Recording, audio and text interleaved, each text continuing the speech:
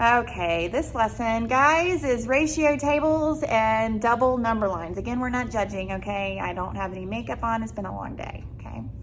Anyways, ratio tables and double number line. This is lessons 11 and 12. This is actually very simple. It's just taking the information from the ratio table and slapping it on a double number line. And I'll show you what I'm talking about. It's super easy, okay? Anyways, we have texting rates. I almost read that as testing rats, but it's texting rates, okay? I can't even read my own hand. It's been a long day. But so texting rates between students A, B, and C.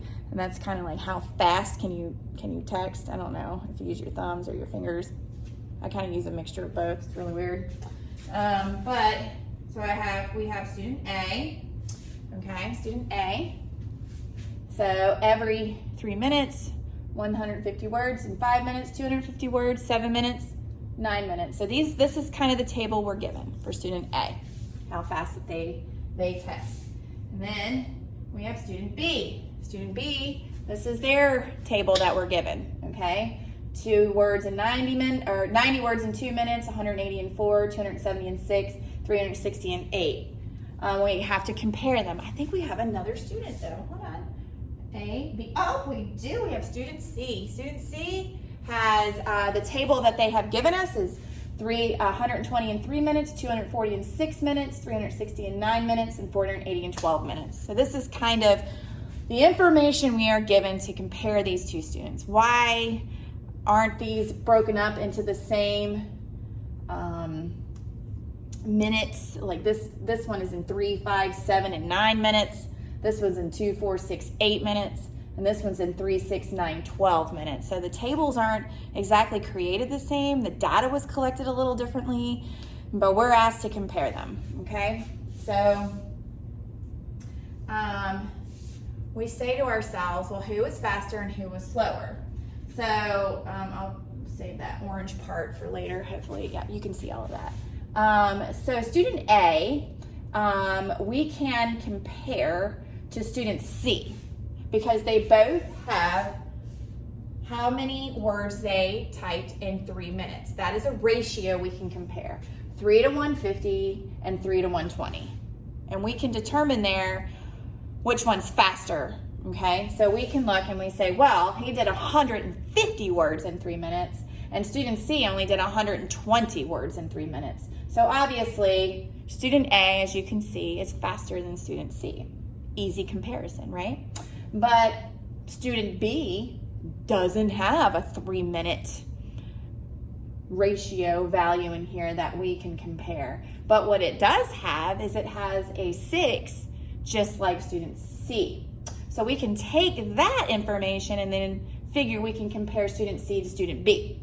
And when we do that, comparing the 6 to 240 and student B's 6 to 270, we say, well, student B is faster than student C. So now we have A is faster than C and B is faster than C. But what about A and B? What can we do? Who's faster between A and B? So that's when we find that unit rate. We say, hold up. 3 to 150, okay, can be simplified to 1 to 50, right? Because 3 can be divided by itself to get that 1. We can make a smaller ratio with 3 to 150. And 150 can be divided by 3, because when we add the digits 1, 5, and 0, we get 6, which is divisible by 3. So we know 150 is divisible by 3. So when you do that division to simplify it or create a smaller ratio, you get 1 to 50. Interesting. And if we do get a unit rate for C, we have 3 to 120. If we divide 3 by 3 and 120 by 3, which we can divide 120 by 3 because 1 plus 2 plus 0 is 3, which is divisible by 3, then we create a unit rate of 1 to 40. And then we do the same thing with B. We have 6 to 270. Both are divisible by 6. We create that unit rate, and that's 1 to 45. Now looking at these unit rates, we can now compare how many they typed in 1 minute. Who's the fastest? Who's the slowest? So we see that from fastest to slowest, okay, A types the most in 1 minute, so they're a fastest typer. And then B is at 45 in 1 minute, and that's the second one. And C is the slowest. So it's just different ways to use the tables. And like I said before in our previous lesson, sometimes they do not give us the tables or the information with the smallest rate possible or ratio possible. And that's something that we need to look at, okay? And in the case of all of these, they did not.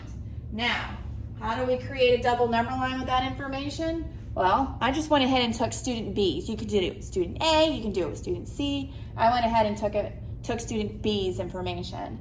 And you create a number line with the minutes, 1, 2, 3, 4, 5, 6, 7, 8. You know that for every minute, there is 45 words.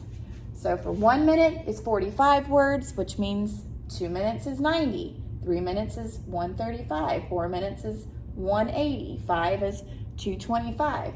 So you're adding 1 in this number line, and you're adding 45 in this number line. And you're just making sure how the information that lines up in the table lines up on the number line. That is a double number line. Pretty simple.